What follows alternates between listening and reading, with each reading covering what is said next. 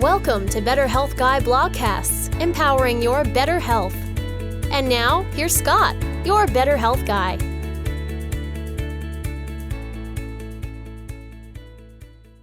The content of this show is for informational purposes only and is not intended to diagnose, treat, or cure any illness or medical condition. Nothing in today's discussion is meant to serve as medical advice or as information to facilitate self-treatment. As always, please discuss any potential health-related decisions with your own personal medical authority. Hello, everyone, and welcome to episode 216 of the Better Health Guy blogcast series. Today's guest is Dr. Darren Schmidt, and the topic of the show is Metabolic Vulnerability Index. Dr. Darren Schmidt is the founder of the Nutritional Healing Center of Ann Arbor, which is the largest non-insurance nutrition clinic in the country. His purpose is to bankrupt pharmaceutical companies by teaching doctors how to improve health rather than treat symptoms. He uses new and old clinical discoveries to solve complex chronic illness with only diet and supplements. He also uses MVX Plus, the best lab test to measure longevity and health, and it also directs the treatment plan. And now my interview with Dr. Darren Schmidt. I was originally introduced to Dr. Darren Schmidt's work through the CellCore Eco or Exponential Clinical Outcomes events and through his work as a contributor as well to their system of muscle testing. He has a strong passion for helping people, is always looking for additional puzzle pieces and better solutions to improve the health of humanity. Thanks so much for being here, Dr. Schmidt. You're welcome. Thank you for having me. So first, before we jump in, we have the details about the MVX testing. I'll put those in the show notes. But I think it's important for us to mention that LabCorp has two variations of MVX. And what we're talking about today is the MVX Plus test, not the basic MVX test that they offer. And if you don't get that Plus, you're not going to get all of the detailed information that we're going to talk about today. You're not going to get some of these markers. So make sure that you get MVX Plus. MVX by itself is the wrong test for what we're talking about today. The history of MVX, Dr. William Cromwell talks about the metabolic and inflammatory contributors to mortality being well documented. He discusses how inflammation syndromes and metabolic malnutrition are, quote, common soil out of which mortality grows. He talks about conditions like frailty, cachexia, sarcopenia, malnutrition, and interestingly, how lean people die more often than obese people, how we should be more concerned with those with low blood pressure and low cholesterol and low BMI, that they're at more of a risk for mortality, and how a marker is needed for what he calls malnutrition inflammation syndrome. That marker is what we're talking about today, MVX. So let's get into it. Let's talk first about the Metabolic Vulnerability Index, or what we will refer to as MVX throughout our discussion. Talk to us a little bit more about the history, how it came to be, how long it's been available. So how long have we had the opportunity to clinically even work with this?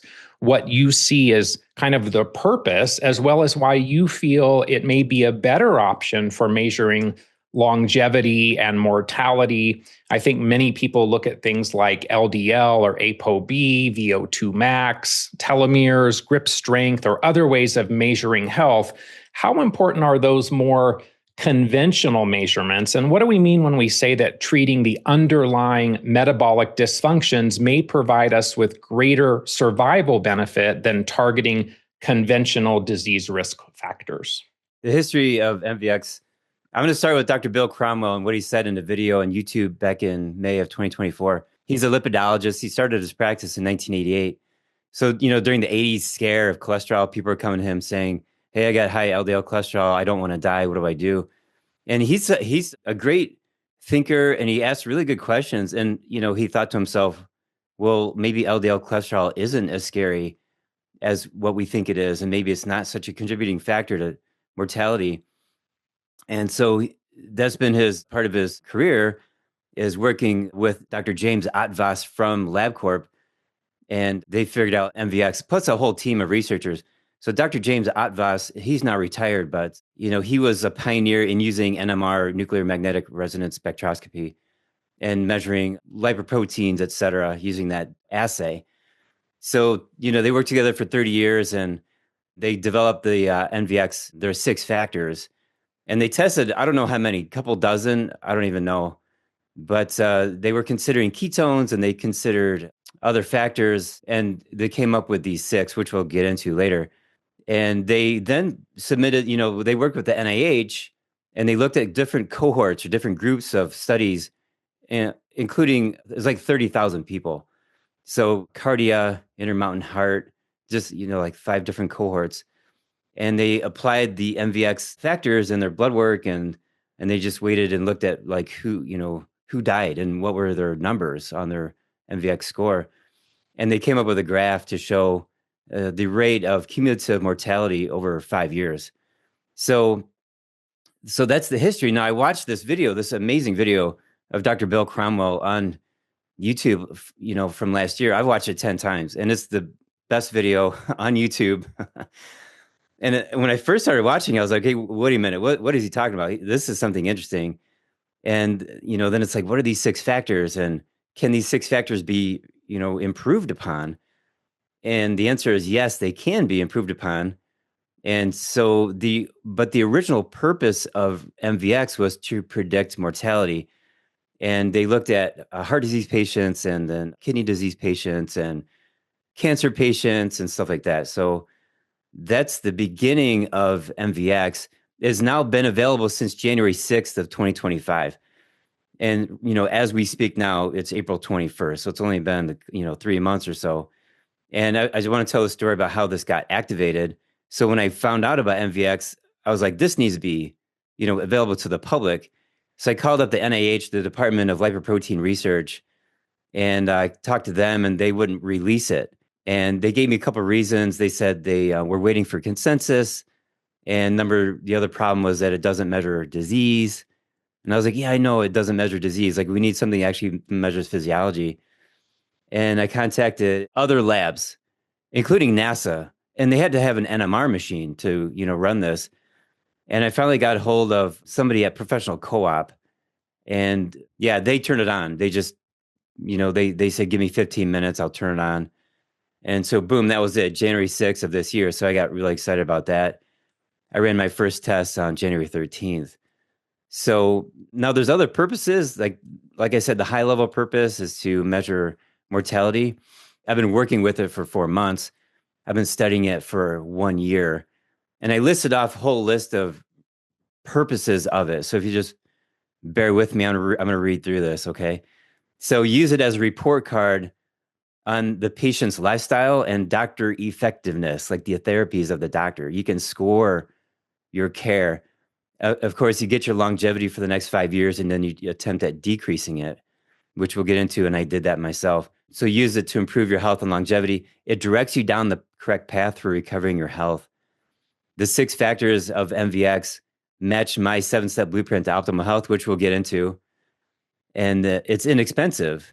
So the different labs have different prices, but the wholesale cost is below $100. Let me just say it that way. So you can run it monthly, just to make sure that you're on the right track if you're currently in a health improvement program.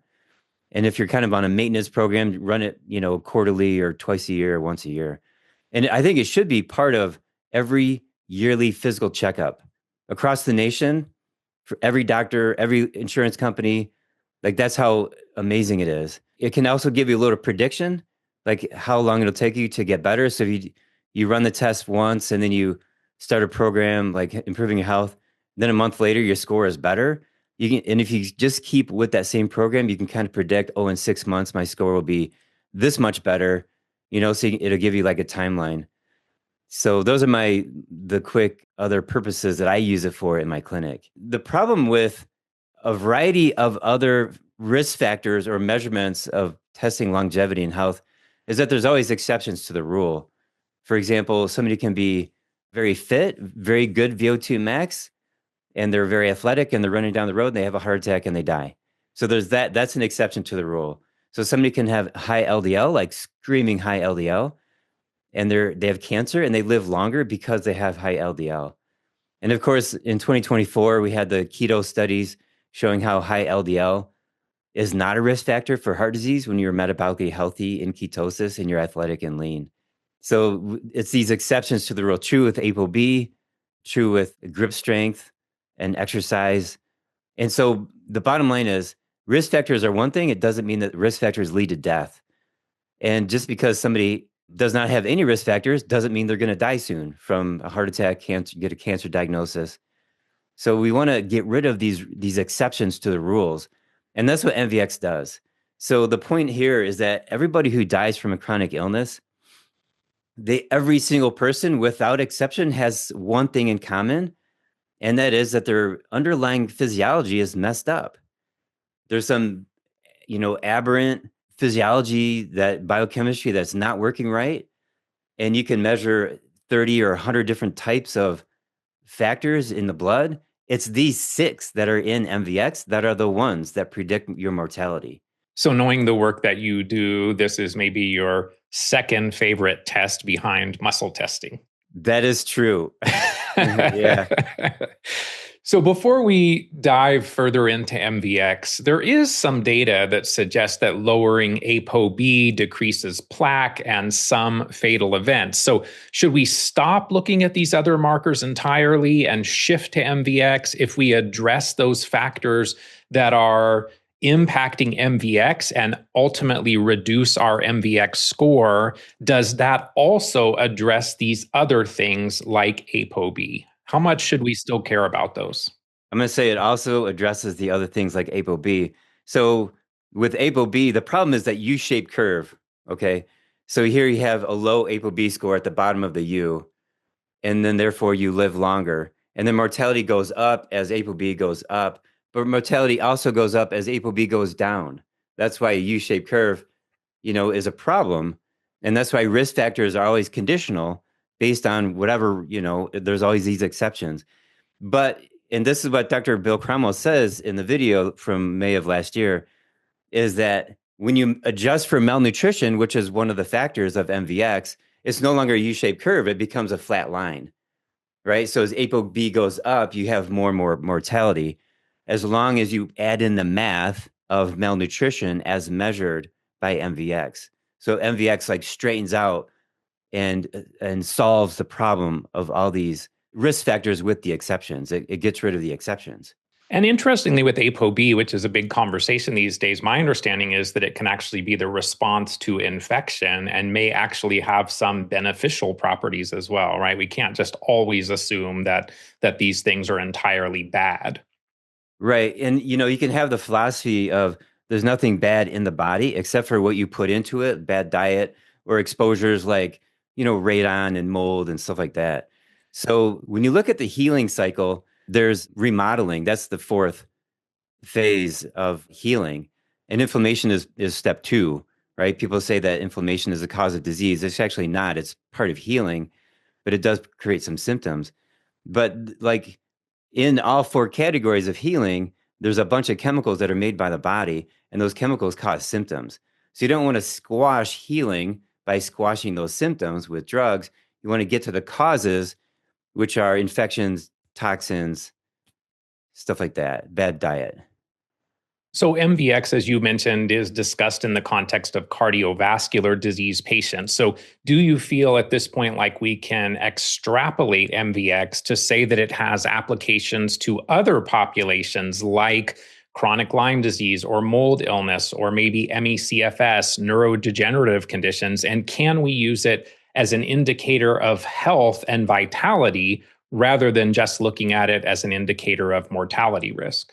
Yes and yes. It can be applied to any person, even people who are really, really healthy. And I've run this on 190 people so far.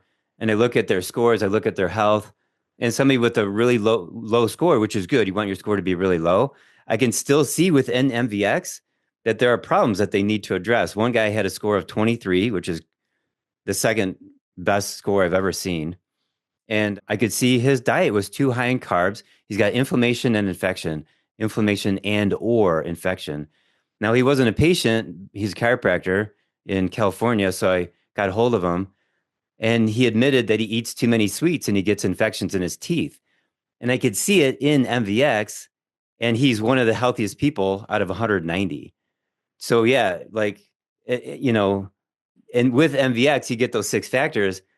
And if one of them is high, you can go deeper. You can run other labs to find out like, okay, do you have infections? Do you have inflammation? Like what else is going on? So that's a perfect segue then into talking more about these 6 factors. And there are some calculated indices as part of this conversation as well. So the factors are glyc-A, small HDL particle number, citrate, valine, leucine, and isoleucine. And then from those, we have these calculated metabolic vulnerability index, inflammation vulnerability index, and metabolic malnutrition index. So let's start in kind of the order that they're presented on the test results. So glyc-A is first. What is glyc-A? What is it representing? And is it a single substance in the blood that's being measured? Is it an algorithm of some kind based on several inflammation markers?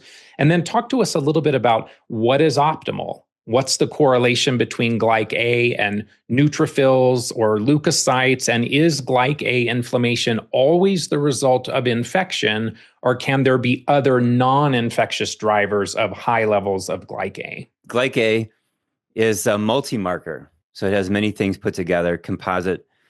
And when I look at the definition of what is glyc-A, I can see that's infection and or inflammation. And now I've run this on a few people where their glyc-A is very high. The normal should be below 300 when you get the lab back. And the lowest I've seen is 237. So let's just say 200 to 300. So there's 4 things that it measures, which I haven't really studied very much.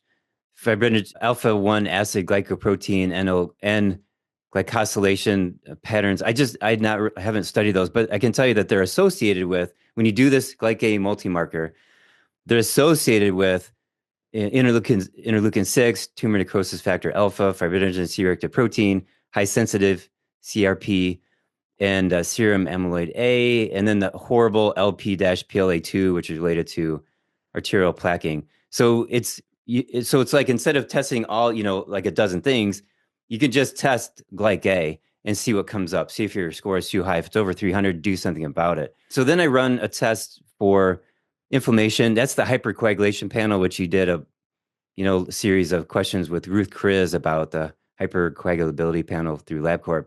So I run that, and yeah, that can show up very high because glyc-A is high. The other one is I run Cyrex Array 12, which measures 28 different infections. That includes a variety of species, so parasites and bacteria and mold and Lyme and viruses. So yeah, so that's how I see glyc-A as inflammation and or infection. So now I pulled from the definition of what is glyc-A, the last line that I got, I just took some notes here. It says 2 of the major protein contributors to the glyc-A signal, A1 acid glycoprotein and haptoglobin, are synthesized in and secreted from neutrophil granules.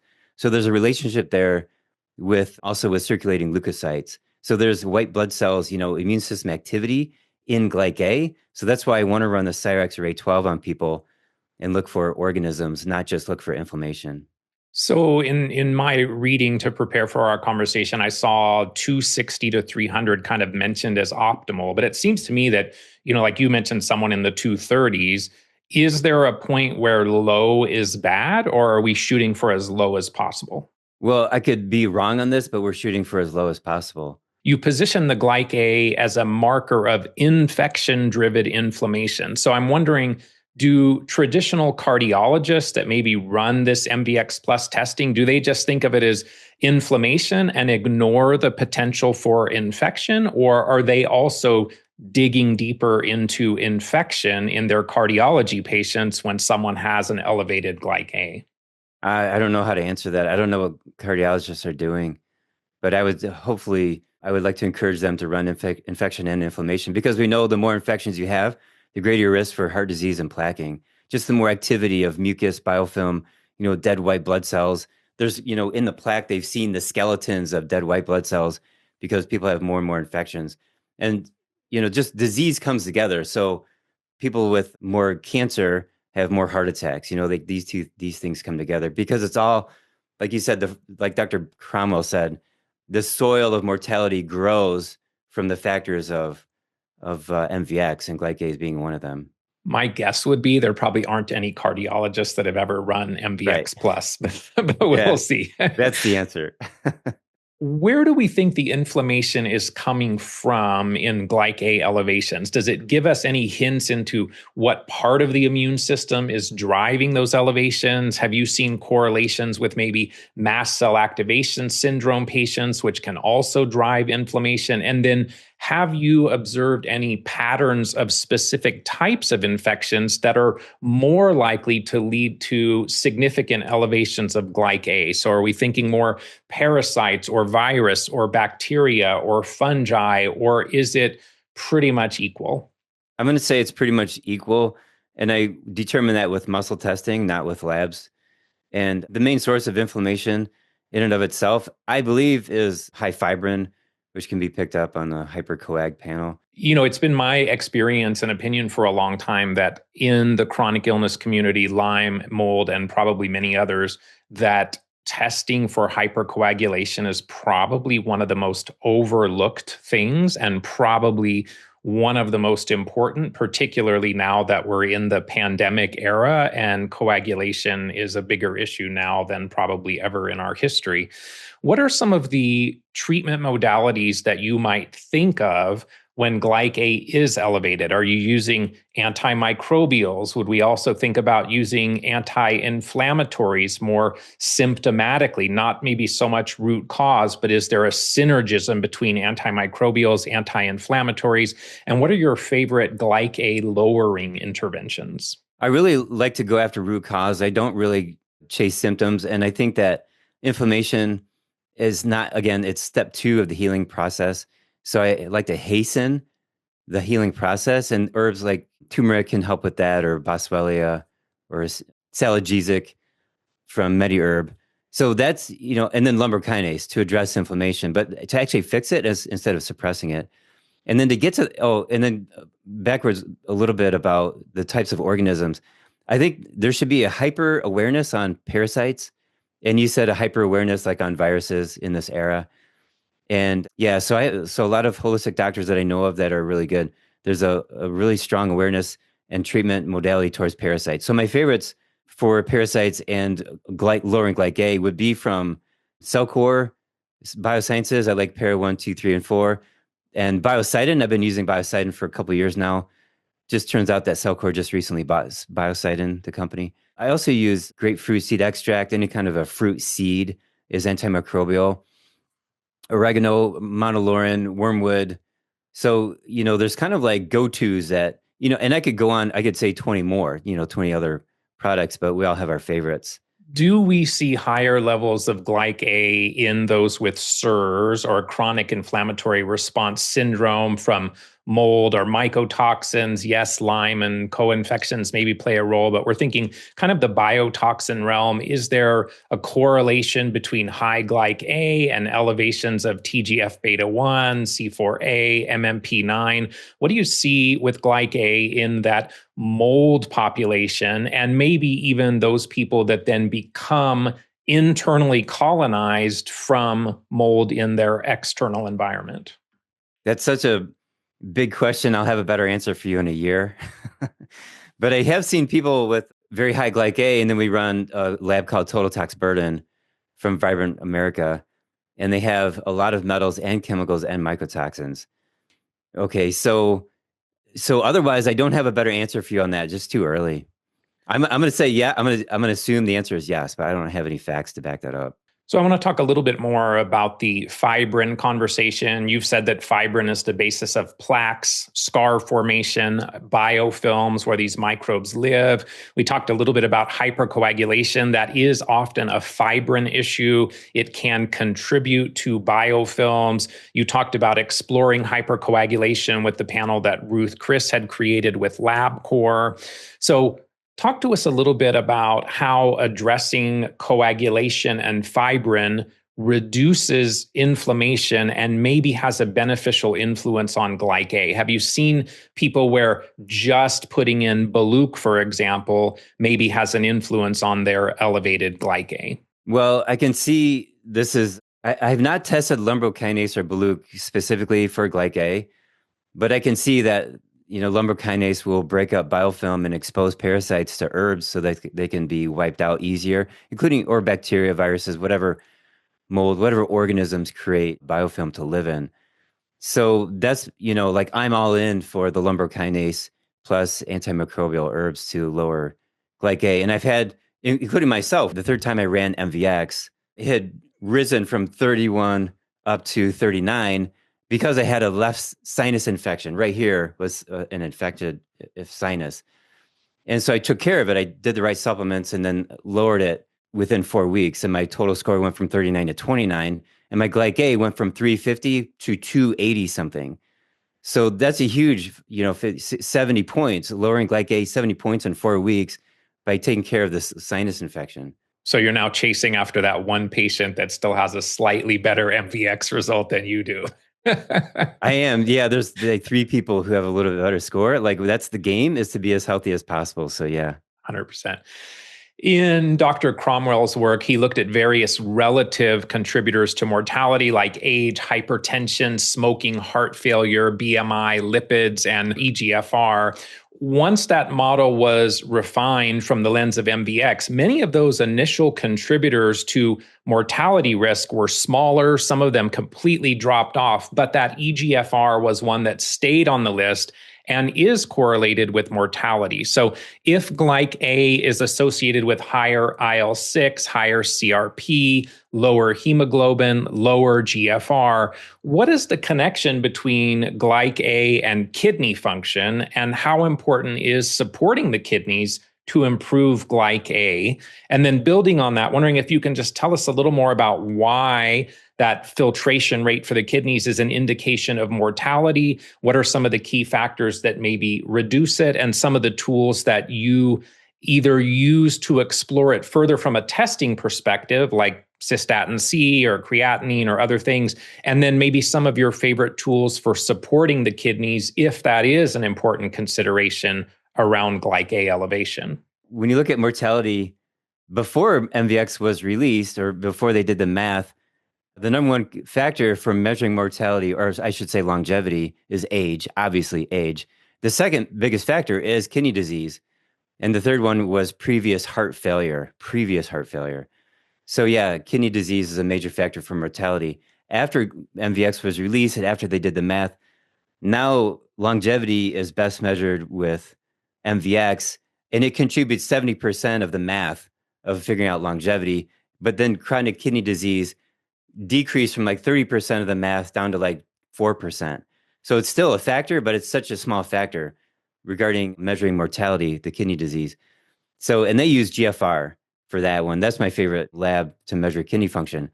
So the point here is that, I'm thinking more holistically, like kidney disease it's so sad when somebody has, type 2 diabetes for 25 years. And I know a guy that he had it for, 25 years, 30 years. And he was convinced to do some green smoothies. For a year, he was, drinking kale smoothies every morning for breakfast. And all the oxalates just destroyed his kidneys. And then he's got dialysis. So we have to go back, for prevention. So we're going to talk more about my 7 steps, because that kind of addresses the prevention and then the healing of kidneys. But my favorite supplements come from Standard Process, Cellcore, Systemic Formulas, and then another company called Marco Pharma. So from Systemic Formulas, there's a product called KDIR, KDIR. It stands for kidney diuretic. That raises GFR. Like I've used this for 20 years. As long as your GFR isn't below 20, or let's say 25, we can get it up. So if it's at 30, I can get that back to normal just using KDIR. And of course, you got to stop alcohol or greens for the oxalates. Another supplement from Systemic Formulas is K kidney, and then KS kidney, which stands for kidney support. And then Standard Process has AC Carmide, Renifood, Renitrophin. Marco Pharma has Solidago and Buco. These are all, and they all do different things. Every single one of those I just listed, they all have a different personality. They flush the kidneys out. They repair the kidneys. They stop autoimmune attack on the kidneys. They repair the protein structures of the kidneys. They can increase filtration rates, support, protect the kidneys, all these different actions from all these different supplements. And I see the common thread there that all of those companies offer test kits for people who muscle test.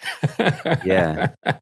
The second component of the Inflammation Vulnerability Index is small HDL particle number. So talk to us about why we look at that versus a full cholesterol panel that includes LDL and HDL and their particle sizes as well. And if small HDL particle number is healthy, meaning it's higher, do we ever care about LDL? How are those small HDL particles different from HDL itself? And is the goal to have as high as possible a small HDL particle number? What do you think is optimal, and why is that beneficial for health? Okay, so small HDL particle number, normal range, ideal range is 19, 20, 21. Now the range on the lab goes down to 11.7 to 21.7, something like that. And I've had 3 people where their small HDL particle count is above the normal range. And 2 of them are very, very healthy. And the third one has type 1 diabetes resulting from an infection that he had suddenly. And his score was like 25.7. And I think it's totally perfectly healthy to have a higher and higher score of small HDL particles. And what that does is that it soaks up LDL.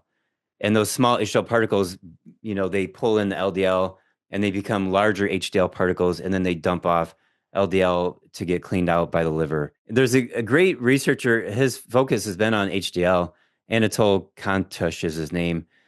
And so he talks about HDL being the guardian angels of the arterial wall, or the intima. But your original question also included why look at only small HDL particle number versus full cholesterol panel, including LDL and HDL and their particle sizes as well. So we're looking at just small HDL particle count because that's what was determined in MVX to be the most important lipoprotein. Like LDL is not part of it. LDL particle size is not part of it. It's a small HDL. So that's the answer to that question. So when small HDL particle number is lower than what we want, what do we think of as the reasons that they're low? And what are some of the tools that you would maybe intervene with or introduce to increase them? Would you ever think of a pharmaceutical medication around the lipid conversation? Well, if small HDL particle number is too low, that, in my opinion, in my experience, 100% is toxicity.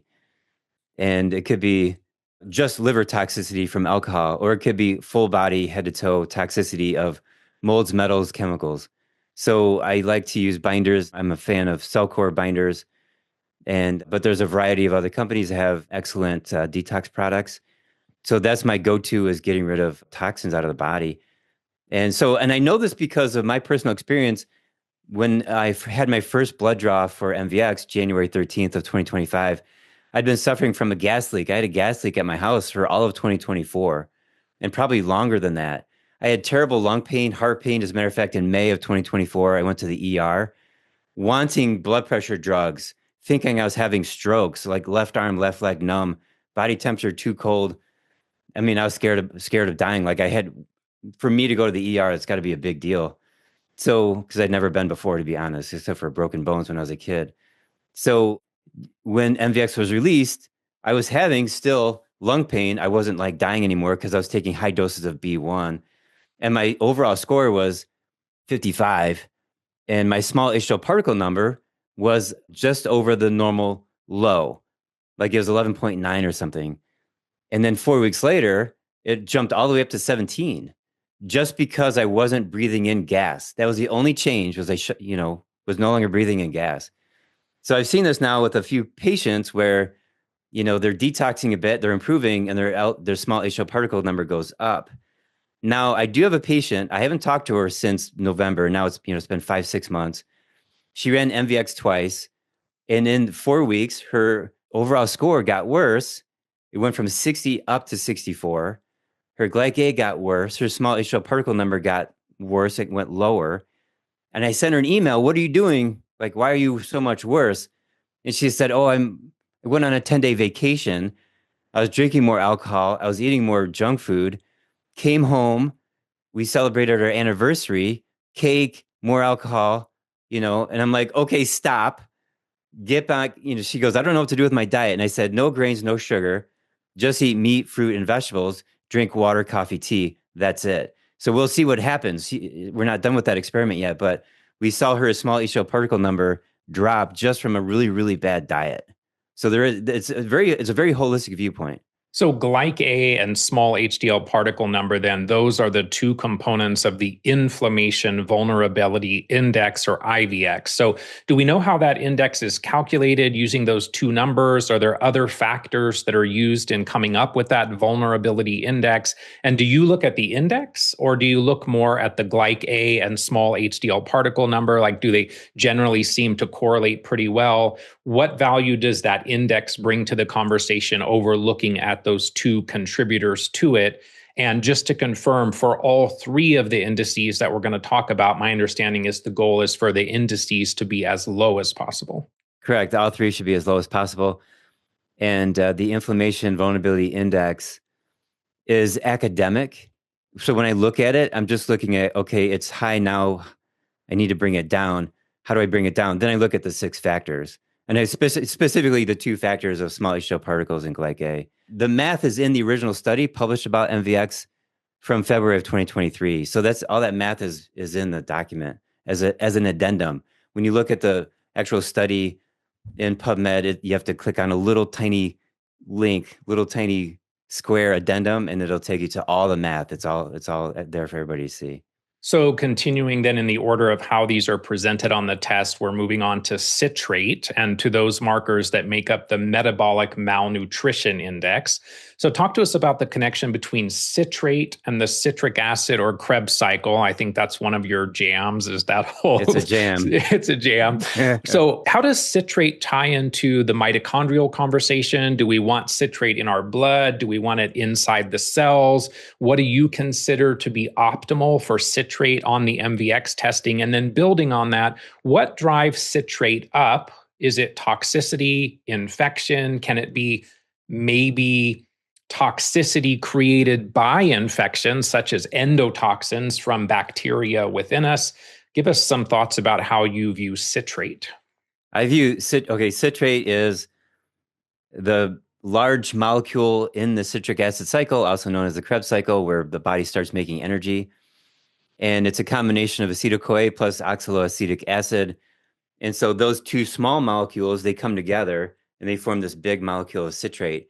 And from there, the Krebs cycle will break down citrate into smaller and smaller parts. And it's releasing electrons and water and stuff like that. So that's the beginning of mitochondrial function. So you want a nice amount of citrate in the body. I think the ideal range in MVX Plus would be high normal. So it's got this low and high range. You want it to be closer to the higher number.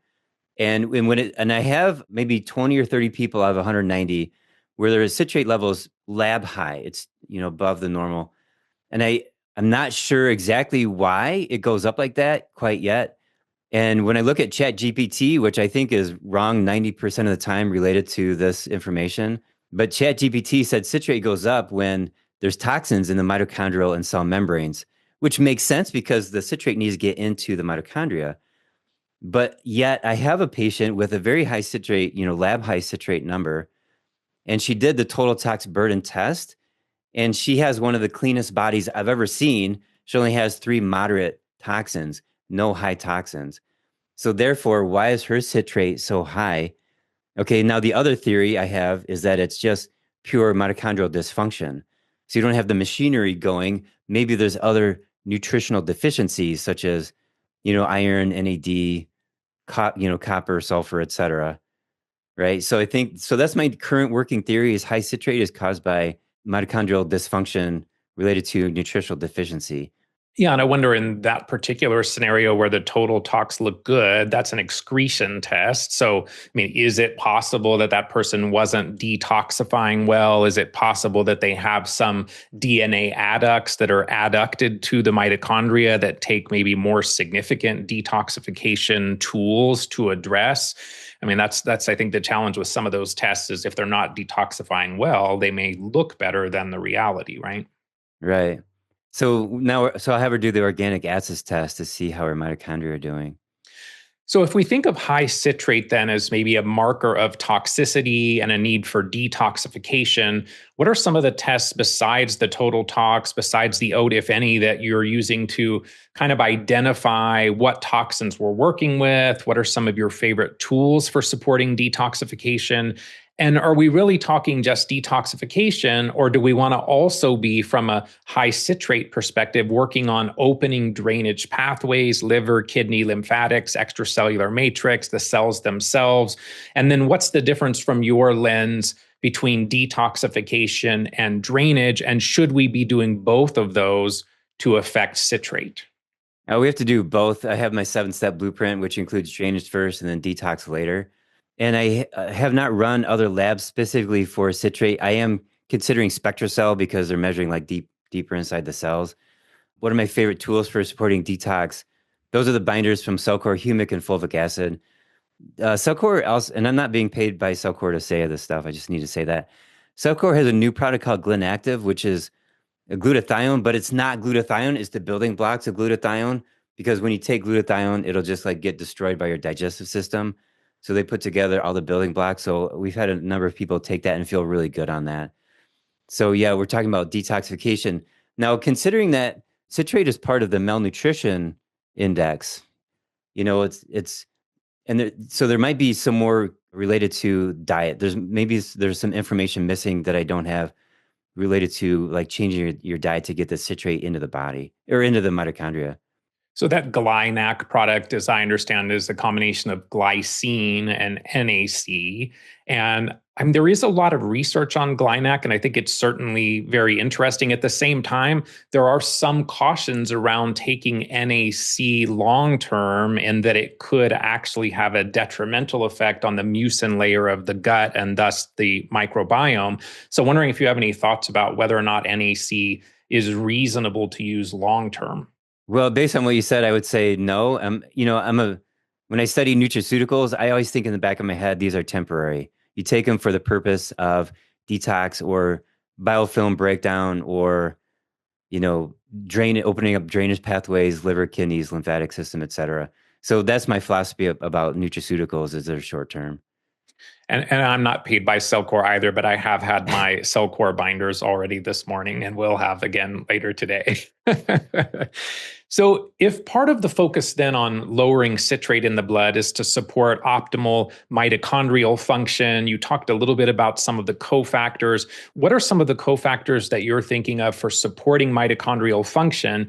And then building on that, there's this whole conversation about the cell danger response, that extracellular ATP that are created by the mitochondria are a danger signal, and that if we aggressively support mitochondria when someone's still stuck in one of those early CDR1 phase, for example, of the cell danger response, that could backfire. So I'm wondering, what's your clinical experience on how careful we need to be with revving up the mitochondria in someone who is still significantly chronically ill and has not addressed their root causes?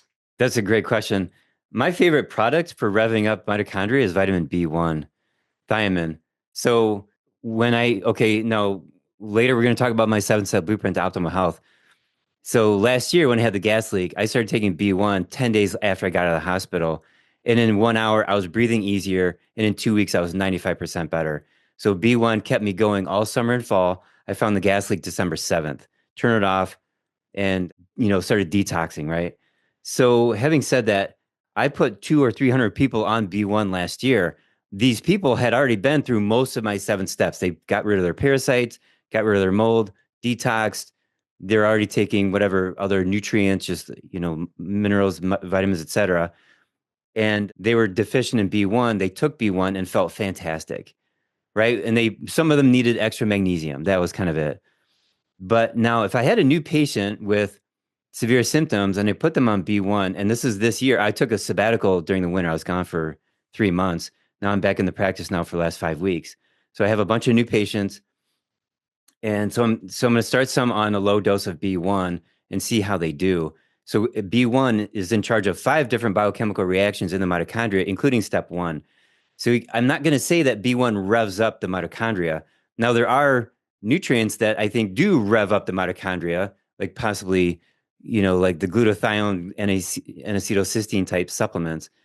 But B1 is, and you can argue this and I could be wrong. B1 is nutritional, but in high doses, it's nutraceutical, right? So we're playing that balance here. So the point is, if somebody has trouble with B1 or any other supplement that revs up the mitochondria, what are we missing? We're missing the parasites, we're missing drainage, we're missing maybe their diet's off, and the toxicity. So we have to think very holistically with all this. So that's my go-to is with the 7-step blueprint that I created. Now you had asked about the other nutrients for mitochondrial function. Well, I kind of mentioned, the sulfur. I mean, magnesium is super important. Of course, the other B vitamins, niacin is super important, B5, B6, B12, and then a healthy thyroid. And I want to do a little plug here there's a Facebook group called Understanding Mitochondrial Nutrients, and they talk about 22 nutrients for the mitochondria. So you can join that Facebook group. It's run by Chandler Mars, and she wrote the book, Thiamine Deficiency, Yeah, prior podcast guest, as Yeah, is cool. Elliot Overton, who I know we both connected with on B1. I will also have benfotiamine and TTFD as well sometime today. So I think we align on a lot of these things. I want to take a short segue into acidosis, which we could probably have a whole separate conversation about. You've talked about it for years.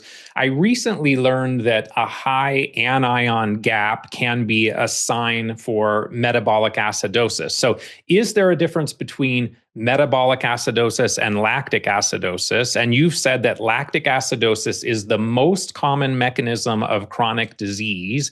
So what are some of the key drivers or contributors to lactic acidosis? And what does excess lactic acid do in the body? Okay, so the metabolic acidosis is when the blood pH is too low, below 7.35. And of course, that's a terrible thing, and you got to get that fixed up. It's quite the emergency. Lactic acidosis is more about mitochondrial dysfunction. And I have this book. This book right here is Clinical and Biochemical Aspects of Lactic Acidosis. And it was written in 1976. And the foreword was actually by Sir Hans Krebs of the Krebs cycle. And in that book, at the beginning, it says, assume all of your patients with chronic illness have lactic acidosis. In the book, it says, don't even test for it anymore. I used to test for lactic acidosis. You can get a blood meter for like $400. And when I ordered it, you can do it in your home. When I ordered it, I asked the guy selling it to me, I said, who does this? Who runs it? He goes, well, coaches and their athletes and also veterinarians, because they discovered that pets with lactic acidosis have chronic disease. And I was like, oh, I figured that out with human beings too, that humans with chronic disease have lactic acidosis. And he goes, oh, I can't sell it to you because you're not allowed to use it for that purpose for humans.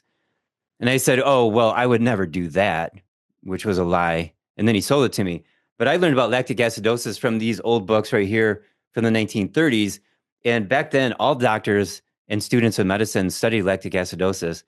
And it was the cause of chronic disease. They didn't really understand causes very well because lactic acidosis is a mechanism. So the mechanism in our culture, in our society, with our food supply, it's the excessive intake of grains, high carbohydrate foods with a lack of B vitamins and other nutrients. And those grains are basically sugar. So the body's making lots of pyruvate from that. And that pyruvate, if there's too much pyruvate or the mitochondria aren't working very well, that pyruvate can't get into the mitochondria. So then the body turns pyruvate into lactate. And then so the lactate, then you can get ethanol, which is alcohol, acetaldehyde, which is the hangover feeling, which is terrible. And then a third one. And then acid, too much hydrogen. So that therefore lactic acidosis. So you get lactate and these other poisons. So the body can turn lactate back into pyruvate, which then goes into the mitochondria. So, but if that doesn't happen, you get more and more lactate and more poisons. And that's the death cycle. That's how most people die. So that's why I say it's the most common mechanism of chronic disease. And that's why I call it the death cycle. And when I look at these people from the 20s through the 60s, they had different names for it. They call it sugared acidosis. And, at one point I had a collection of 9 different names for this one mechanism. And now it's also called sarcopenia and frailty and protein energy wasting disease, and cachexia. It's all the same thing. It's how people die biochemically, physiologically inside their body. And the deficiency of B1 and B3, but primarily B1, is one of the major players. And then, of course, eating too high, the diet is too high in carbohydrates and not enough meat. Meat is the solution for lactic acidosis. And getting oxygen into the muscles, red meat does that really well. So there's my take on lactic acidosis. I don't know if I answered all your questions. So when we have lactic acidosis, we are becoming more toxic, and we're also getting a hypoxic blood or an oxygen depleted blood, as I understand, right? Yeah. So then you have low oxygen in the blood. So what does your body do? You still have to get oxygen to the cells. So the body will then dilate the arteries. So it's like when you're running, right? Your arteries dilate, your heart beats faster, and you're out of breath. You're like sucking in more oxygen. So lactic acidosis can occur with an athlete after they run 100 meters, and then they're like catching their breath. And then they come out of it after 5 minutes and they're fine. But back in 2016, when I had terrible mold toxicity, there was a Monday night. I'm just watching TV. It's 10 o'clock at night. I'm sitting on the couch and I'm out of breath, just sitting there on the couch. I had lactic acidosis caused by the mold toxicity. So getting back to the physiology. So now the arteries are dilated, and then you have the heart beating faster. You can call it anxiety, people getting that symptom. And then you have capillary engorgement. So the capillaries dilate and the flow of circulation slows down, and the capillary engorgement, and then the cells, they're just sitting there like waiting for their oxygen, and they're trying to dump off their wastes. Well, the blood is also filled with waste. It's like too much oxygen. Here's W for waste, too much waste. Here's O for oxygen, not enough oxygen. This relationship in the blood makes the arteries dilate. So capillary dilation, capillary engorgement, and the cells start to starve and die. So cell death equals tissue death equals organ death equals body death. That's lactic acidosis. That's how people die. And there are studies at hospitals where they say, oh, you have too much lactic acidosis, and they give people baking soda. And guess what? It doesn't work. Like they're trying to alkalize the body with baking soda. What should have happened was 10 years ago or 50 years ago, tell them stop eating sugar, stop eating grains, eat meat, vegetables, and fruit, and that's it. Detox your body, get all the parasites out, all the microbes out, clean up. It's all about mitochondrial health. It all comes down to mitochondria. So how then does the lactic acid tie into the mitochondrial discussion? And then what are some of the ways we can measure this? Are you using lactic acid or lactate on an oat? Are you doing any blood testing? And then when it's elevated, sounds like primarily it's about more diet, but is there also a role in supporting the liver and kidneys to help remove some of the lactic acid? And then have you seen some overlap between what you see with MVX Plus and lactic acidosis in your clinical observations? Okay, so the first part of your question is related to the relationship with mitochondria and lactic acidosis. So lactic acidosis, that lactate death cycle happens outside of the mitochondria because the mitochondria aren't working. So your body's dumping its energy production from the most efficient motor ever into this slurry of crappy garbage of lactate, and that's called fermentation. Like that's what yeast does. And that's what all living cells did 2 billion years ago when the earth didn't have any oxygen. So like that's, the body's reverting back to this ancient energy production, very inefficient, very toxic, very, unhealthy. And the mitochondria are like a new way of making energy, very efficient, and with no waste products. So that's how mitochondria works with lactic acidosis. There is separate areas. And regarding to tests, like I said, I'm not really testing for lactic acidosis. Now, the organic acids tests do, give us some, lactate, pyruvate measures, whatever. But I'm not really doing the oat test that often. I just assume that chronically ill people have that. And my solution is the 7-step blueprint to optimal health. And yeah, it does include diet for step 1. Step 2 is energy production in the mitochondria. Step 3 is drainage. Step 4 is cleaning out the gut. Step 5 is getting rid of all the organisms. Step 6 is getting rid of all the toxins. Step 7 is getting rid of everything that's inside the cells, all the toxins and organisms in the cells. So that overall plan I came up with in my career, and I was playing with different philosophies and stuff. I learned from Todd Watts, he's got a 5-step roadmap to health, which I borrowed heavily from. And then I changed it a little bit and expanded on it. Yeah, and Dr. Todd Watts, another brilliant mind that's helping lots of people.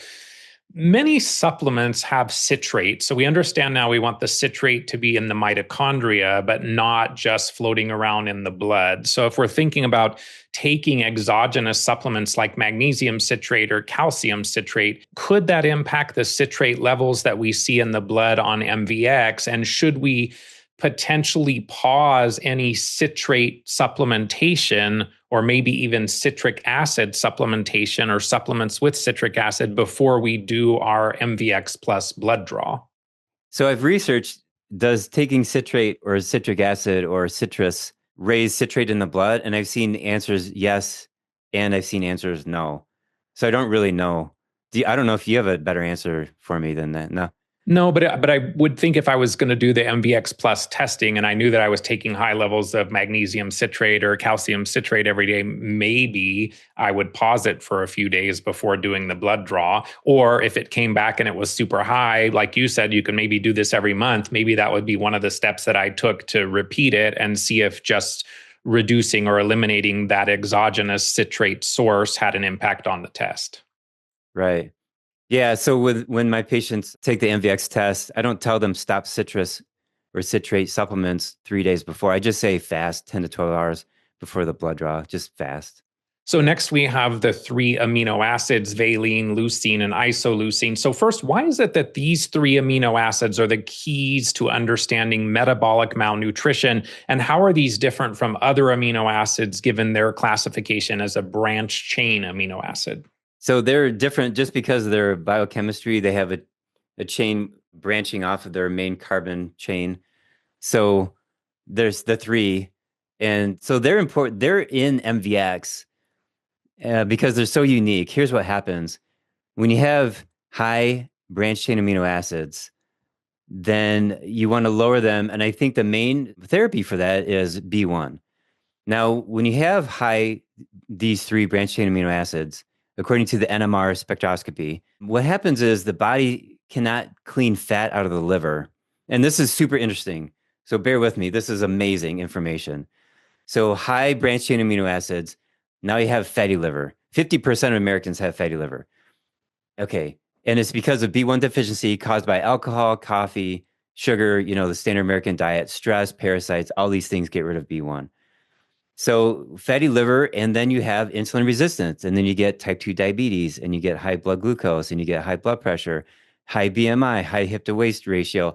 Like all these factors of metabolic syndrome are related to these 3 branch chain amino acids being too high. So B1 brings that down. Get on a low carb diet, quit eating the highly processed foods that we have. 52% of our American calories are processed food. Now, if the branch chain amino acids are low, that means you're not digesting your food very well. Maybe you're not eating enough meat. Maybe vegans will have low amino acids in this MVX test. And so the therapies for that are fix your digestion. Maybe it's stomach dysfunction, gallbladder dysfunction. Muscle testing tells me this. Pituitary dysfunctions, gallbladder, small intestine, pancreas. So fix the digestion, eat more meat. And maybe you need some branch chain amino acids, protein powders, which are on the market now. So, and if somebody has cachexia from, let's say, cancer or heart disease, and their branch chain amino acids are very low, now they need raw animal foods. So raw butter, raw ground meat, raw eggs. Like you got to go that route because it's so much easier to digest those foods, or even like fermented raw animal foods, not, which I've never done before, but there's a guy named Ajunas Vanderplant. He talked about that back in the 1990s. And that can be like incredibly helpful for people to bring up their branch chain amino acids. You got to get those amino acids up. Now, the ideal range on MVX, it's got the low and the high. You want it to be high normal.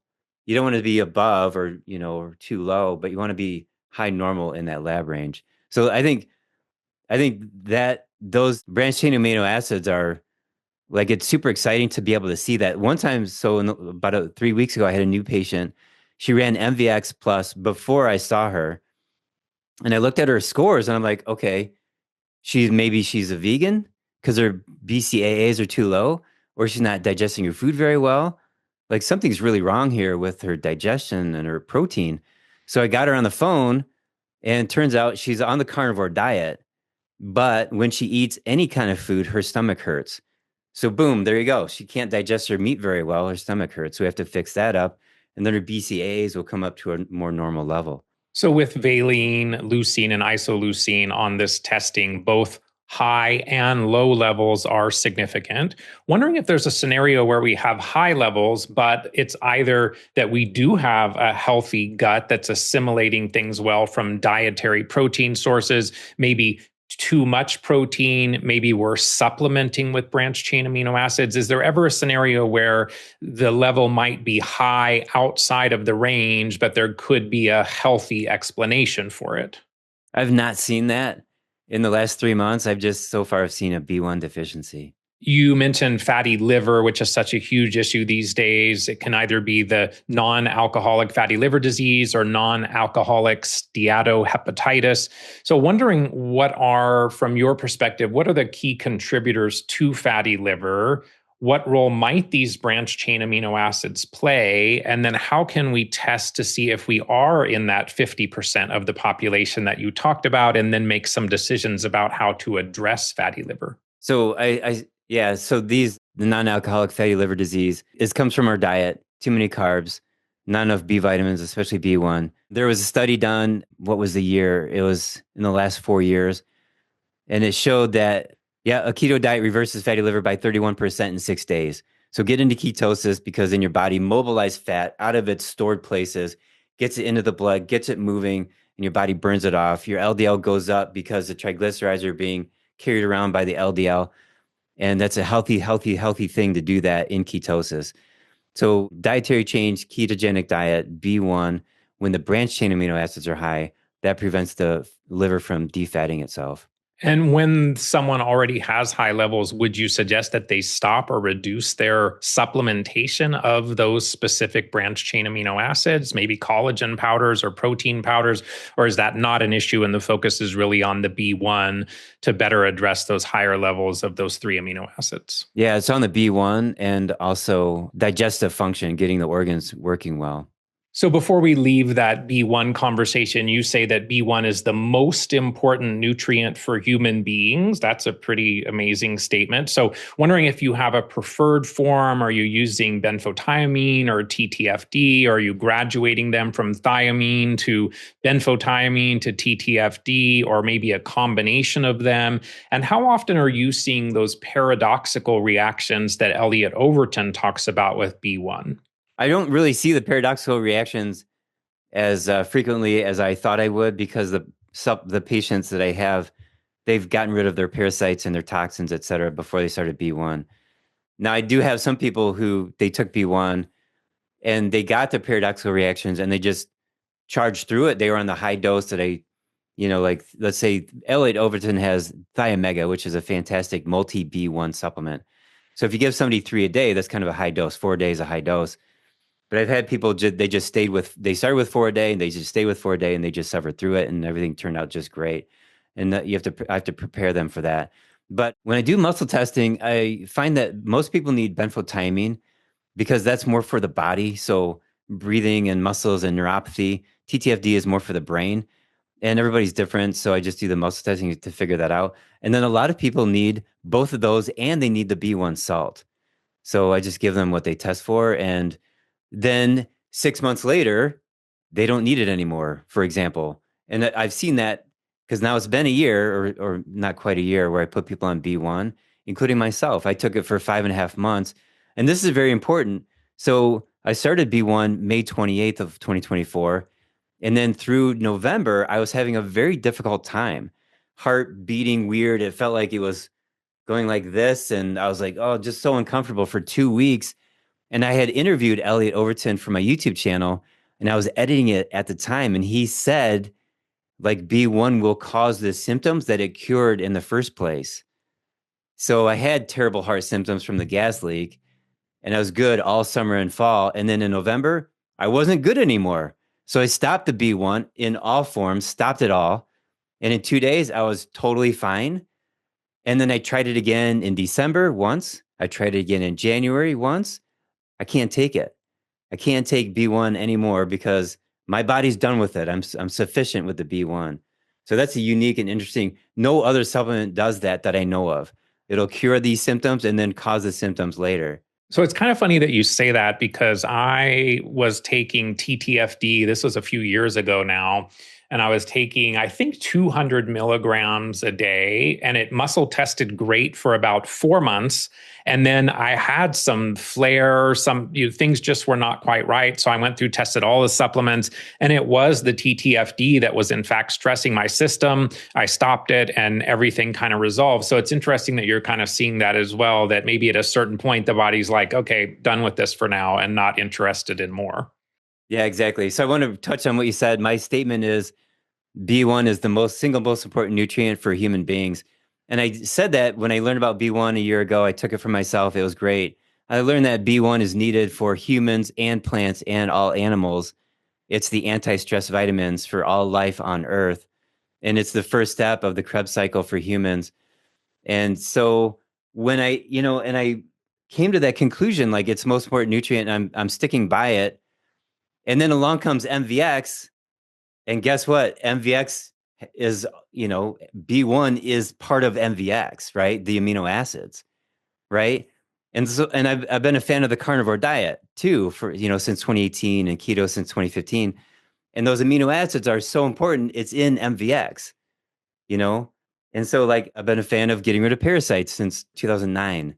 And guess what? All these things are in MVX. The most important things are in MVX. So that's why I will stand by my statement that B1 is the single most important nutrient for human beings. And of course, there's always exceptions. People need iron if they're anemic, et cetera, et cetera. Plus, it's interesting because you can now use MVX as kind of another window into whether or not maybe you need to have more B1 back in your routine, or someone needs to benefit from B1. Maybe they were on it, they stopped it, and then now things start kind of creeping up and now they need to reintroduce it. I want to dig in just a little bit into your thoughts on keto diets. Who do you see as a good candidate for a keto diet? Should we be cycling in and out of ketosis? I know a lot of people just kind of stay in all the time. And then once we have ketones more as the fuel for the body, what I've seen, and wondering if you've seen this as well, is that some people then maybe have a slightly elevated fasting glucose between 100 and 109, but have a normal A1C. So wondering, in cases like that, do you think that's something that we need to explore? Or is that maybe someone has a low carb keto diet, they have slightly elevated fasting glucose levels? Could that be a sign that gluconeogenesis in the liver is now creating glucose from amino acids and fatty acids? Let me address that part first. I think that if somebody is on the keto diet and their glucose is a little bit high, I think they should add B1. And that's my reigning theory right now, is that it's a B1 deficiency. Now, I have a patient with type 2 diabetes for 25 years.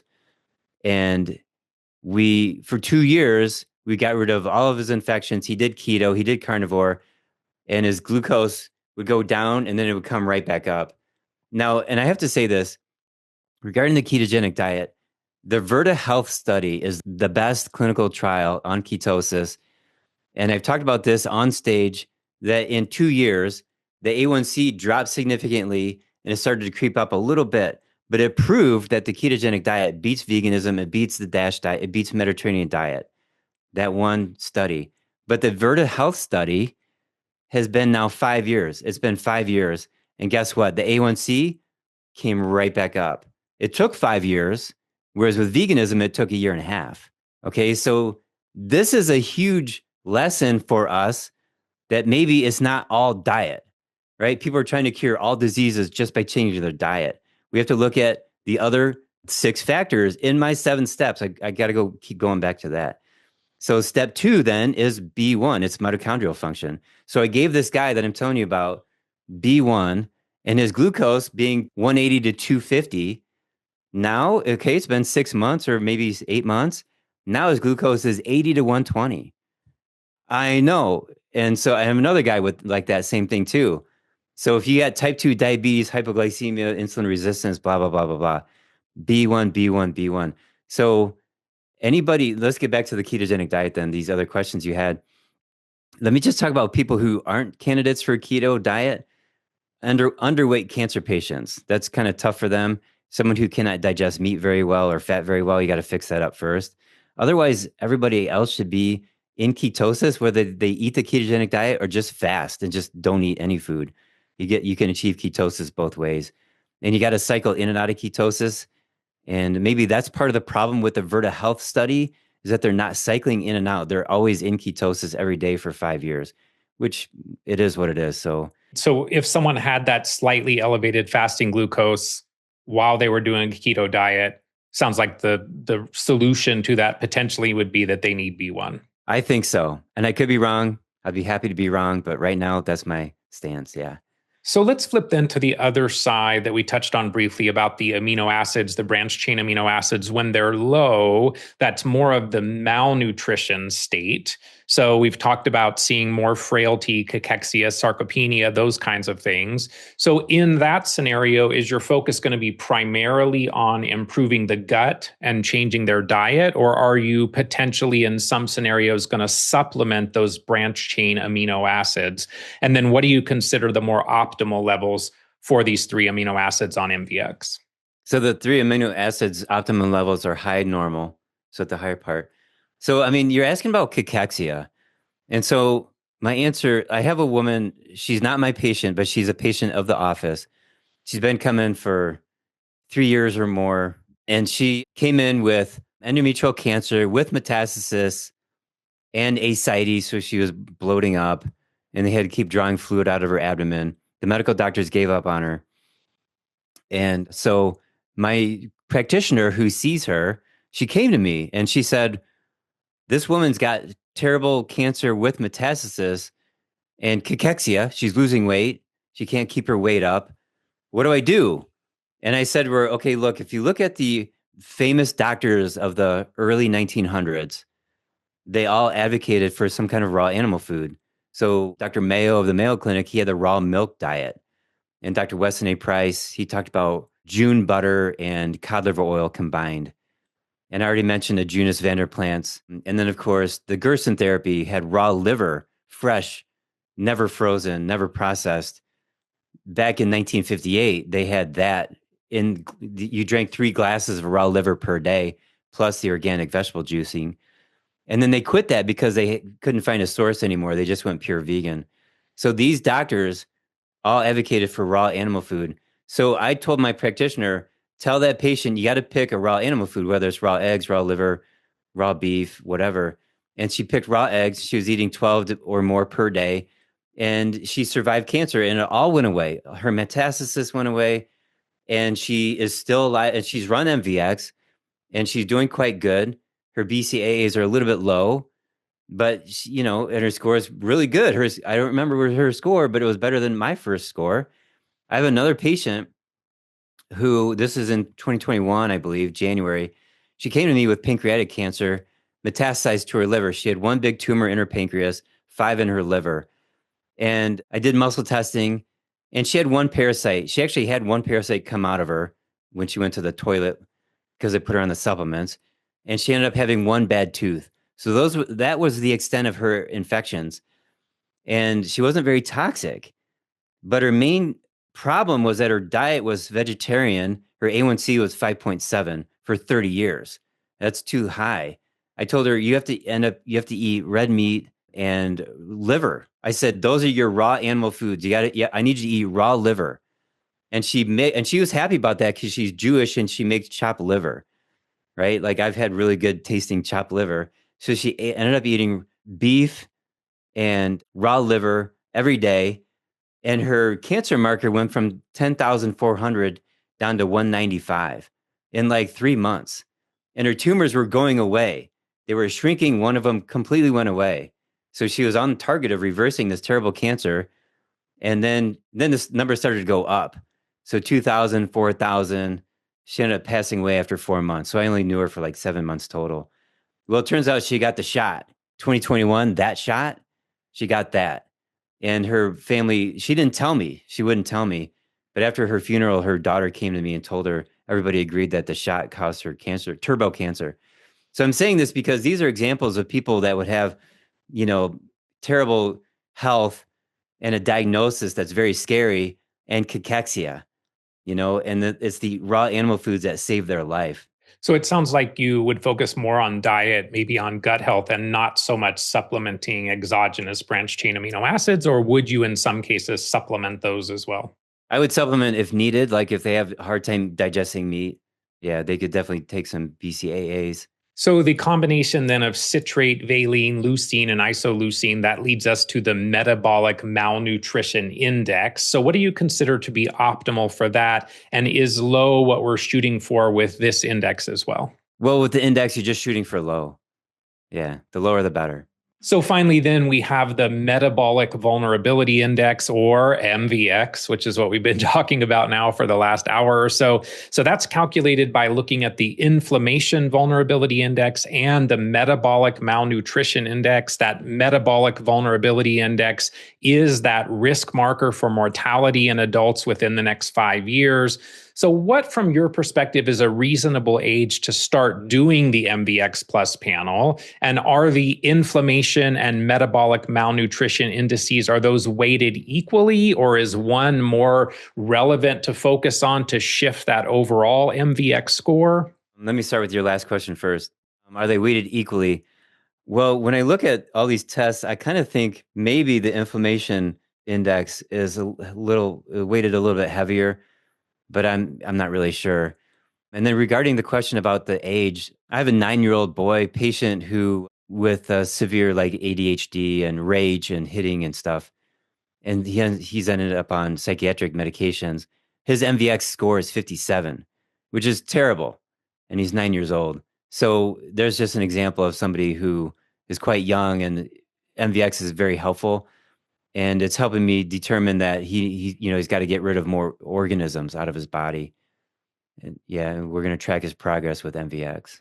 Talk to us a little bit then about what the MVX score suggests in terms of our potential for mortality in the next 5 years. If we do some work, we shift the MVX score lower, how much does that affect our mortality potential? And are any of these 6 markers or 3 indices different from male to female, or are they equally predictive of mortality risk in either sex?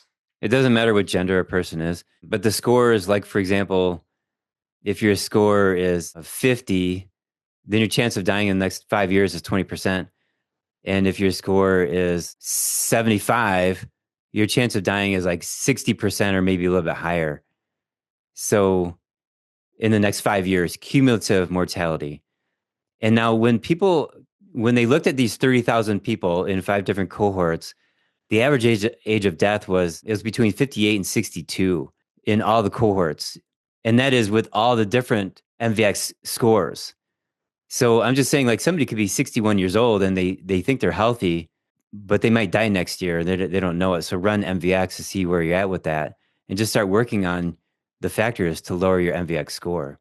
So one way people could interpret that is if my MVX is high, that's fearful and something significant is coming. But what I'm hearing you saying is that shifting MVX, while it takes some work, it is very doable. Yeah. And maybe we should be more hopeful about the fact that we had some early warning and really are able then to dodge the bullet. Right. So I've talked with 2 of the researchers that helped put together MVX, including Dr. Bill Cromwell. And Dr. Cromwell, I told him my story. My score went from 50 in 4 weeks, right? Every test, every 4 weeks, 55, 31, 39, 29. I got rid of the toxic gas leak. I got rid of the infected sinus on the left. And he had no idea that you could do this. And he's been working on this his whole career, 30 years. He told me that the score would be the same for 2 years. And maybe it would budge a little bit. No, it's very flexible. Another one of the researchers, Dr. Marge Connolly, this is super interesting. She works for LabCorp. She's a researcher, R&D for LabCorp. They did a study at Duke University over the course of 8 months on exercise, and they ran MVX, 4 cohorts. One is the control group, and then light exercise, moderate exercise, heavy exercise. And they could see people's glucose come down and insulin resistance get better, but it did not change MVX significantly at all. So exercise is not part of the solution of like really going deep and fixing up your physiology. And to me, that makes sense because I don't have exercise in my 7-step blueprint to optimal health, right? It's not part of that. Another study they did was with statin drugs. So they lowered LDL and it did not change MVX, which again, I told Marge on the phone, I was like, yeah, statin drugs are not part of my 7-step blueprint to optimal health. My 7 steps line up with the 6 factors of MVX like one for one. It's pretty amazing. So it's going to change all of healthcare when we have enough people running MVX. We really, we have to tell doctors, hey, run MVX. The patients need to tell the doctors. And then to fix it, it's got to be nutrition and supplements. Like that's how you fix MVX. There's no drug that does it. Exercise doesn't do it. You have to use smart biochemistry to fix the biochemistry. So how much of what we glean from MVX is influenced by genetics or epigenetics? So if we think about the coagulation issues, we know genetics do play a role, the pi1, factor 2, factor 5, factor 10, all of those things. What role does someone's genetics play as a contributor to their less than optimal MVX panel? And should we ever be exploring genetics, or is the focus on modifying the epigenetic influencers of gene expression? Or maybe like exercise, maybe neither one of these is that significant. What have you observed? This is a great question. So I want to say that it's all epigenetics, but then I have 2 families with their MVX results, and I'm surprised at how healthy they are as a group. So the one guy, 53-year-old chiropractor I mentioned before with this sweet, he loves to eat sweets and he gets teeth infections. And his score was 23, which is excellent. His parents, who are, 70s or whatever, their scores were excellent. And I said to him, do they have a good diet? Like, what's their deal? He goes, no, they go on cruises all the time. They don't eat good food. They like to vacation. They like to celebrate life with bad food, basically. So I'm thinking, oh, that's genetics. But then he said, and he's from China, and he goes, he thinks it's from his breathing technique that he does with this. They all do this breathing technique. So I got to learn it from him, I guess. Now there's another, the best MVX score I've ever seen. His score is 13. He's not a patient. He's a retired fighter pilot, retired and now flying commercial flights. And those guys, I think, as a group, I think pilots are, they're just going to be healthy, especially when they're in the military. They're going to start healthy, right? And then I've seen the results, I think of his brother or his dad, I can't remember, or maybe both. But the point is, he's got some really good scores in his family with MVX. So these 2 families have surprisingly really good scores. And so maybe there is a genetic component. But regardless of that, if you have bad genetics, you still have epigenetics. You can still control these factors by getting rid of the organisms and detoxing and doing all the good things that everybody can do. So prior to MVX, you had your 7-step blueprint to optimal health that you created about 7 years ago in 2018. We'll put that in the show notes for people to look at that as well so they have a visual. So talk to us at a very high level about your 7 steps and why you think those steps are keys to moving a patient toward optimal health. Okay, high level overview. Step 1 is diet. Step 2 is energy. Step 3 is drainage. Step 4, clean the gut, including of parasites and ropeworms. Step 5 is getting rid of all the other organisms from head to toe. Step 6 is detox. Step 7 is what I call Lyme disease, intracellular organisms, and toxins. And then that's step 7. Step 8, or step O for optimization, is actually applying nutrients, which you can do at any point in the 7 steps where you take minerals or magnesium, etc., or glandular supplements in step O. You can take that anywhere in the 7 steps. So that's the high level. And so the whole point is like, I have not taken insurance in my practice since November 1st of 2005. So it's a cash only practice. I have to get people better. And I stopped insurance for the purpose of making me a better and better doctor. I already like to study. I like to figure out puzzles. And so chronic health, complex chronic illness is a puzzle. So when I came upon Todd Watts' 5-step roadmap to health from Cellcore, I was like, okay, this makes a lot of sense, but I would tweak it this way. So I did my tweaks and I came up with what I have, the 7 steps. So I created this graphic in 2018 and I started looking at it and I actually learned from it. And I was like, oh, realizing some things I was missing in my head. And then when MVX came out and last year, and I was studying the video from Dr. Bill Cromwell, I was like, okay, wait a minute. My 7-step blueprint addresses all 6 factors of MVX. So MVX took 30 plus years to create, and it's a measurement of physiology in health.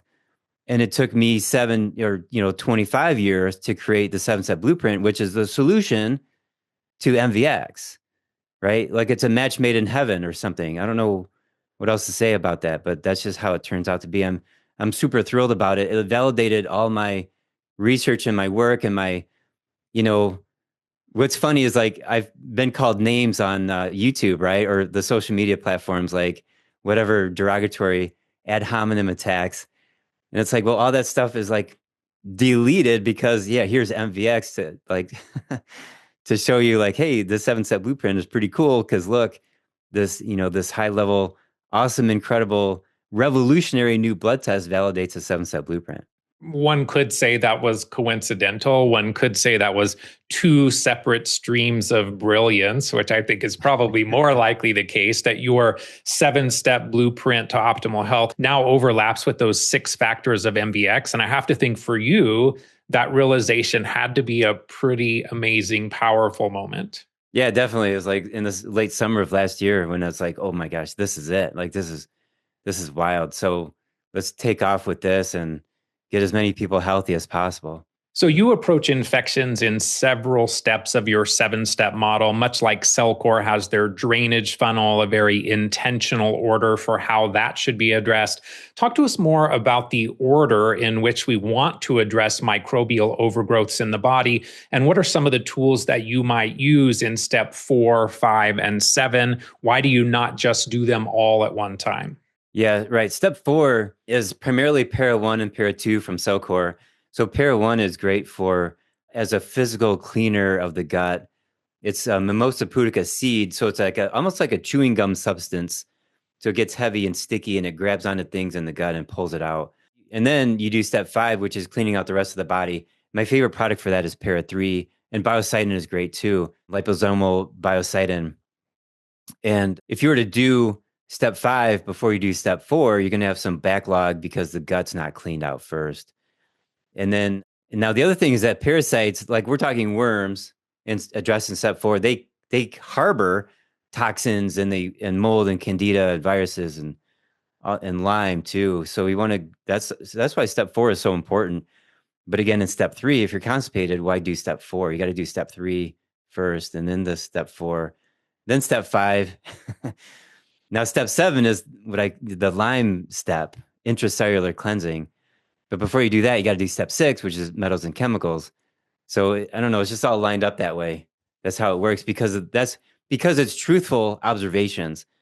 So when you said like streams of brilliance coming together, it's more about observation. So Dr. Bill Cromwell, Dr. James Otvos, and their team were just observing and asking questions. And Dr. Cromwell's his when I talked to him, his line of questioning is like, it's brilliant. Like he had questions I didn't know humans could ask. You know what I'm saying? So you ask these really good questions and you observe the answers. So that's what I did clinically to come up with the 7 steps. Like, well, why is this patient doing so well? And why is this other patient not?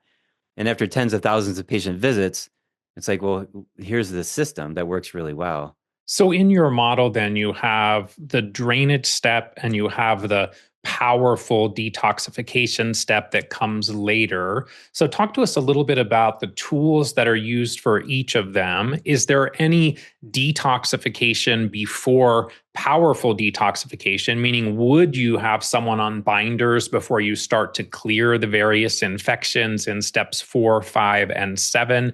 And then what are some of your favorite tools in that detox and drainage realm? For me, one of the most powerful things that I've found over the years with liver, kidneys, lymphatics, and extracellular matrix has been some of the homeopathic tools from the German homotoxicology model, whether we're talking about Pacana or Energetics or Physica or DesBio. Wondering if you use homeopathic drainage tools in your practice as well. Yeah, we do. We use Energetics and Physica. They got, drainage tone and lymph tone products. And then, yeah, and I don't really sell much homeopathy, but when I do, it's all about drainage. And I've gone down the paths of like the seminar paths of nutritional supplement companies. So Standard Process has Antranex, Spanish black radish, and Cellcore has Advanced Tutka and Kale Support. So, I carry like 800 products in my office. So I'm going after a wide variety of tools, like it's part of the challenge of actually working and getting people better is you have to keep studying and discovering new tools. Now, so the difference between drainage and detox is this. Drainage is you have the natural organs that clean the body out as they should. So you got liver, kidneys, lymph, colon, sinuses, lungs, skin. And so if you have a lot of toxins and they're not coming out, you might see it as a rash, you might see it as a sinus infection, asthma, constipation, kidney pain, kidney problems, etc. So that's drainage. So then you have to that's where herbs come in really well to get those organs working really well. And then once that's doing well, step 3, you do steps 4, 5 for parasites, etc. And then step 6, that's detox. So detox is where you go in with binders and they grab the toxins and they pull them out. So it's more of an action as opposed to a passive drainage. So that's the difference between the two. Now, Cellcore has a product called Biotoxin Binder, which I love. I took 2 pills a day for 7 years to get my mold out, the mycotoxins out. It's so powerful. The first week that I took it, I could tell it was working. The mold's primarily settled right in my heart, right there. And for the first 5 days, I had terrible heart pain, and I had to like adjust my dosing and stuff. But Biotoxin Binder can be started at the very beginning at a low dose, 1 a day, and 3 a day is a bit much sometimes, but 1 a day. And that'll help because it's Biotoxin Binder. It gets rid of the toxins from life. Bio is life. So what's the life? It's the mold, bacteria, et cetera, the viruses, and they make chemicals in biofilm. And some of the chemicals are pretty toxic, like ammonia is very toxic. And then you got acetaldehyde and melandialdehyde and stuff like that. So Biotoxin Binder gets all that stuff out. So that can be done at any point in the 7-step blueprint to optimal health. One of the products that I do like for drainage support is the Cellcore Drainage Activator. And I really like the combination of Energetics Drainage Tone with the Cellcore Drainage Activator. That seems to make a really nice combination for supporting drainage. Yeah, sounds great. So talk to us then a little bit, and there are some graphics that we can refer people to as well, but talk about the overlap between the two models, your 7-step model and MVX as well. We know that provides us with insight as to how the patient's doing, what their roadblocks might be within your 7 steps. What is it in the blueprint that supports the optimization of those measures that we explore on the MVX Plus testing? Right. So how do they combine together? So starting with the 7 steps, step 1 being diet, the main MVX factor is the leucine, isoleucine, branched chain amino acids, and then also small HDL particles. Now, the graphic that I gave you, it's a little bit outdated. Okay, so now obviously low carb diet is the best diet, and you can have more meat, you can have more vegetables, but you're not eating grains and you're not eating sugars and all the processed food. You're just avoiding the processed food. And I'm not bashing fruit at all. Okay, so now small HDL particles are also toxicity. So that comes in step 6. Now, energy is step 2 in my 7 steps. And how do you increase energy? And that has to do with B1. And so therefore, also the branched chain amino acids tell us about energy. And then we have drainage. And so when you're doing drainage in my 7 steps, that's step 3. You're actually preparing to detox and you're preparing to get out the organisms. So drainage actually helps. It's the beginning of helping glyc and the small HDL particle count. And then step 4 is cleaning out the gut. And that's where parasites come out, like this. And obviously that's going to reduce inflammation and infections. So there's glyc coming down. And then step 5, also full body immune cleansing. That's lowering glyc and lowering, inflammation. And then step 6 is detox. This is where small HDL particles come up. And then step 7 is cell cleansing. That's glyc. That's also could be toxins in the cells. That could be the small HDL particles. And then optimization. That could be citrate. So that's what I kind of mentioned before, how citrate can be due to a lack of mitochondrial nutrition. So optimize nutrition, the factors of mitochondrial function. So there, I think I said that pretty well. I'm pretty Yeah, no, proud of myself for saying all that was great. One of the microbial burdens that you mentioned earlier is ropeworm. And I first learned about ropeworm probably around 2014 from a presentation by Alex Volinsky. So Alex Volinsky and then Gubarev from Russia were talking about this concept of ropeworm. Years later, there are still not any good tests. There doesn't seem to be any consensus about whether it is a parasite or a biofilm community, no consensus around how to treat it. What is your lens on ropeworm? My lens is get it out of your body. I don't care what it is, how you define it, if it's got DNA or not. Maybe it's just old mucoid plaquing stuck together. But even just this past week, I had a patient, he took pictures of what he pulled out of the toilet, with like chopsticks. And it's like this thing, it's like this long and it's brown. And you can't say that, oh, that's just the pills. No, it's not just the pills. It's something unique. It's got weird shapes. And I had a patient last week who got rid of, looked like a crustacean. And it was sitting on the top of the contents of the toilet. And it had pincers like this. And it's looking at him and it was alive. Like that's the second time I've had that had that happen with a patient. So what is that crustacean? I said, how many legs did it have? Did it have 3 pairs or 4 pairs? Was it an arthropod? And he said, he goes, I think it had 6 legs. I'm like, okay, whatever. I'm not going to define it. I'm not going to go look it up. As long as it's out, it's out. Just get it all out. So.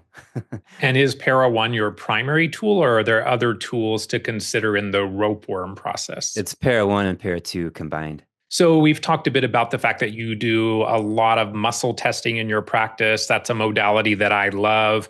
Wondering if you've yet correlated looking at MVX, looking at repeat MVX tests when people are implementing some of your supplements and recommendations. Like, is it starting to come together in your mind? What tools, what products are the most significant for shifting MVX in the direction of health? Yes.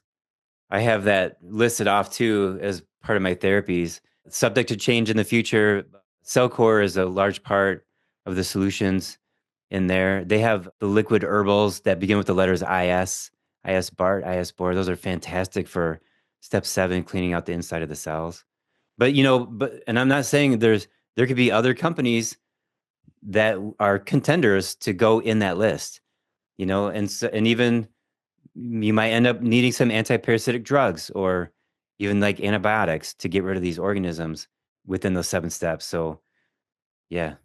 So for people that want to run the MVX Plus testing, I know that's available through your website. If people go to your website, which we'll link in the show notes, you can find that in the upper right corner. It's also available as the MVX Plus. Again, don't forget the plus part through LabCorp. If you do just MVX and not the Plus, you're not going to get these pieces that we're talking about in this conversation. So if people are interested in doing this testing, you've already commented that you like for them to fast for 10 to 12 hours before the blood draw. Are there any other things that people should consider when doing this testing? Is your team available to help with interpretation and building protocols based on the scores? How would people reach out to you and your team to assist in this process? Right. Thank you for asking. So when you order from our website, there's a form to fill out, and then one of my employees will reach out, collect payment, get the requisition to you. You have to print that off, go to your local LabCorp. Hopefully there's one near your house. Get the blood draw. It's 1 vial. We get the results. We email you the results. And then on my YouTube channel, I have several videos, and I'll put more out on how to interpret it. But if you need help, if you're serious about getting your health better, then we do have like a half hour, I think it's a half-hour consultation that you can pay for. And that's just one thing you can do. Or you could become a client of the office, and we walk you through all the steps needed to get your health better and become a client, like an official client. Yeah. And can you work at a distance with people? Do they need to come see you? Can your muscle testing work be done at a distance? How does that work for people that maybe aren't able to travel? Yes, on all that. So we have people who are distance patients only. We do video conferencing like this. We do muscle testing from a distance. Sometimes people will fly in for a couple of visits and then they fly back home. And then we continue on with just distance consultations. People who are local, they just come into the office. And I have a team. I think I'm up to like 9 other doctors besides myself. And we have one person specializing in pets. We can't run MVX Plus on pets though. But we're all doing the 7-step blueprint, right? We're all working with the same products. So yeah, we have availability for new clients. My last question is the same for every guest, and that is, what are some of the key things that you do on a daily basis in support of your own health? I'm on the carnivore diet since 2018, and I do eat plants on a daily basis, but my calories are easily 90% meat. I just made my first batch of L-reuteri yogurt. I had that last night. That was awesome. It tasted really good. I'm happy about that. I love exercising. I got a halfway decent mountain bike. I run 3 miles down this path outside my house. I like going to the gym. And the only screen time I have, mostly YouTube, is very educational. So I got to keep my mental health straight and not get into all the bad stuff on social media. Keep it educational as much as possible. I have a trampoline. I got a sauna that I use at the house. I got red light therapy.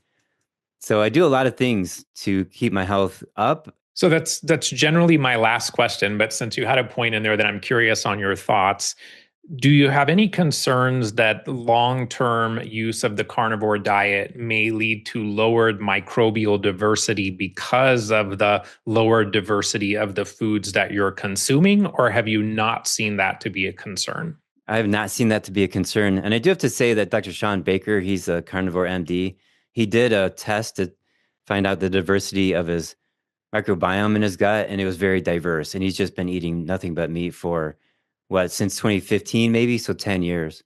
So that's not an issue. This conversation was absolutely amazing, information-packed, leading edge. People should recognize that, as you pointed out, this testing has only been available for a short number of months. So all of the observations and interventions and repeat testing and all of that is still a work in progress, and things are emerging in this realm. So we may need to do a follow-up in the future to see what else Dr. Darren Schmidt has learned along the way.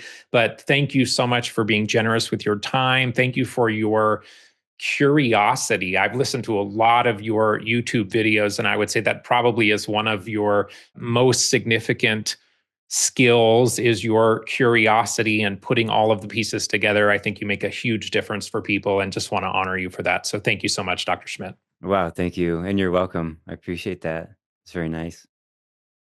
To learn more about today's guest, visit thenutritionalhealingcenter.com. That's thenutritionalhealingcenter.com. Thenutritionalhealingcenter.com. Thanks so much for listening to today's episode. If you're enjoying the podcast, please leave a positive rating or review, as doing so will help the show reach a broader audience. To support the show, visit betterhealthguy.com/donate. To get my newsletter, visit betterhealthguy.com/newsletters.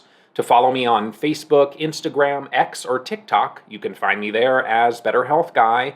This and other episodes can be found on Apple Podcasts, Spotify, Amazon Music, YouTube, and Odyssey. Thanks for listening to this Better Health Guy blogcast with Scott, your Better Health Guy. To check out additional shows and learn more about Scott's personal journey to better health, please visit betterhealthguy.com.